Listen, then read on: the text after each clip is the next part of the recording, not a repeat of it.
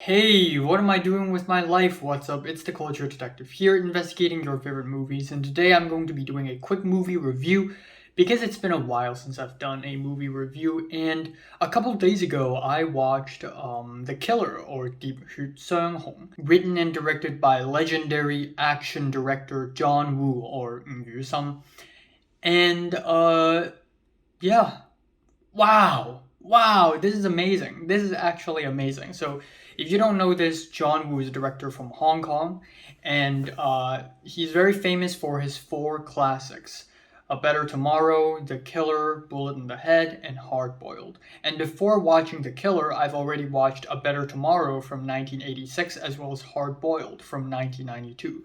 The former is a really solid blood pumping, exciting action movie with a lot of great action and good characters. It's well written, but I wouldn't say it's that great or anything.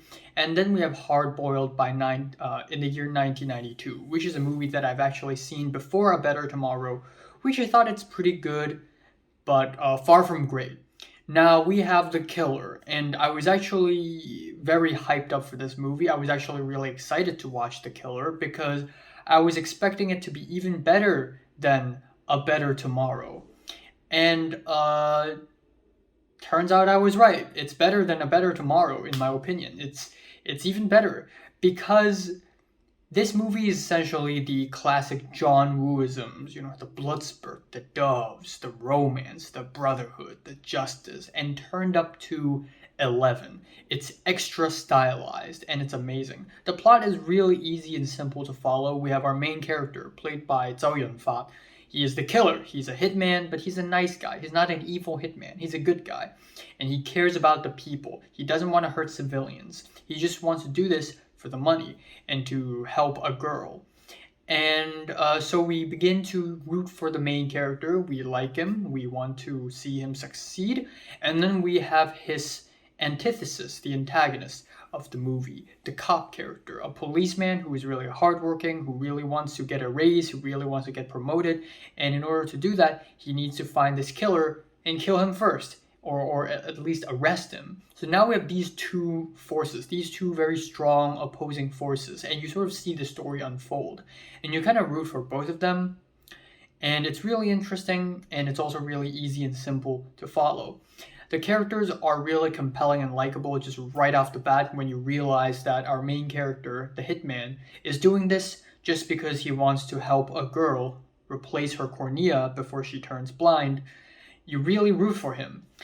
And so the story unfolds, and it's amazing. There are so many memorable scenes throughout the whole movie. We have the speedboat chase, which is the moment I realize, okay, this movie is something special. This movie is something special.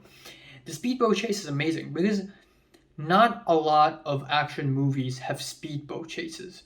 If the action movie takes place in a city where the river and the waters aren't really that accessible, it wouldn't have a speedboat chase. Like, there are tons of Marvel movies. There are tons of action films set in New York and in LA. How many of them include a speedboat chase? Not a lot. Whereas if you look at James Bond movies, we have several speedboat chases because we have the Thames, the river that runs through London. And then we have Hong Kong, where it's essentially two big islands and one big peninsula surrounded by tons of water and tons of islands. It's perfect for a speedboat chase. Speedboat chases in action movie are very Hong Kong styled, and I just find this really unique, and I hope more action directors and action writers from Hong Kong will take advantage of the fact that Hong Kong is literally surrounded by water.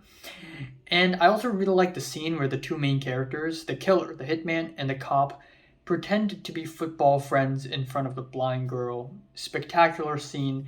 And again, action writers, please take notes because this scene doesn't just end off in that apartment. It continues forward. It has a nice little detour and then it continues forward. It takes a next step forward. It's constantly riveting and developing, and it's awesome. And we also have the final shootout scenes, which are brutal. They're devastating. They're really well done, by the way, but they're also really brutal. And without spoiling much, I want to say that the ending to this movie is actually really different from A Better Tomorrow. And I'm not 100% a fan of this ending, I'm going to be honest here. But at the same time, I can't think of another way this could have ended where it sort of shocks me this much. And I gotta give props to John Woo for making this ending so memorable. I also really like John Woo's attention to detail, like the recoil of the guns and the shell casings bouncing off the wall. It feels really real. It feels really wild. I guess is the word. I don't know. But it definitely feels really real with the practical effects. So yeah, damn, they don't make action movies like this anymore. They do not. So yeah, John Woo's The Killer is my favorite John Woo film so far. I've seen 3, and this is my favorite. And I highly recommend you to check this one out if you want to get into Hong Kong movies. This is like, you have to watch it. I'm giving John Woo's The Killer, 喋血雙雄, a strong 8 to a light 9. Actually, a decent 9 out of 10. So, have you watched The Killer from 1 to 10, which is rated? Like it, and subscribe if you want more. Thanks for watching.